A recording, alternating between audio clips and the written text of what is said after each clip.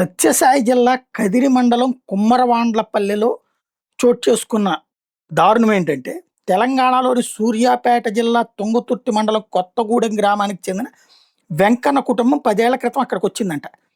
అద్దెంట్లో ఉంటోంది. వీళ్ళు బ్లాస్టింగ్ పనులు చేస్తూ జీవనం సాగిస్తున్నారు. నిన్న ఉదయం 11 గంటలకి వీళ్ళ ఇంటి నుంచి దట్టమైన పొగ వ్యాపించి వెంకన్న కుటుంబ సభ్యులంతా భయంతో కేకలేస్తూ బయటకొచ్చేసారు. వాళ్ళ అరుపులు విని చుట్టుపక్కల వాళ్ళందరూ పోగయితే లోపల మంట అంటుకుందనేటప్పటికి వీళ్ళందరూ పాపం లోపలికి పరిగెత్తుకుని బకెట్లు తీసుకుని నీళ్లు తీసుకుని వెళ్ళారు నీళ్లు ఆర్పడానికి. లోపల ఉన్నది పేలుడు పదార్థం.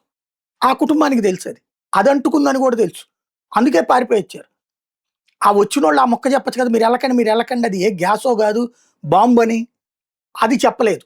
దాంతో పాపం మంటలార్పుదాం ఈ కుటుంబానికి ఆదుకుందామని వెళ్ళినటువంటి వాళ్ళు అది కాస్త పేలిపోయి బాంబులు డైనమెట్లు ఇట్లాంటివి అనుకుంటా. అంటే లైక్ మన వీటికి వాడతారు కదా క్వారీలకి, అట్లాంటిది.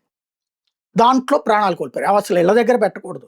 నువ్వు ఎక్కడ కార్యక్షేత్రం ఉందో అక్కడే పెట్టుకోవాలి. అంటే ఏ గని దగ్గరో లేకపోతే ఏ మైనింగ్ దగ్గర చేస్తో అక్కడే పెట్టుకోవాలి తప్పించి అది కూడా పర్మిషన్ తీసుకునే కొనుక్కోవాలి. అలాంటిది ఎక్స్‌పర్ట్‌తోనే చేయించాలి. ఇప్పుడు ఇంటి దగ్గర పెట్టుకున్నారు. నలుగురు ప్రాణాలు కోల్పోయారు. పక్కన 2 ఇళ్ళు ధ్వంసమైనాయి. తీవ్రంగా గాయపడ్డ వాళ్ళు అనేక మంది. ఎవరిది ఈ పాపం? పేలుడు పదార్థాలు ఇళ్ల మధ్యలో ఎట్లా ఉంటున్నాయి? అలాగే మంచికి పోతే చెడెదురైనటువంటి ఆ కుటుంబాలని ఆదుకునేదెవరు? ఆ కుటుంబం పారిపోయిందట బయటకొచ్చినటువంటి కుటుంబం. ఇది విశేషం.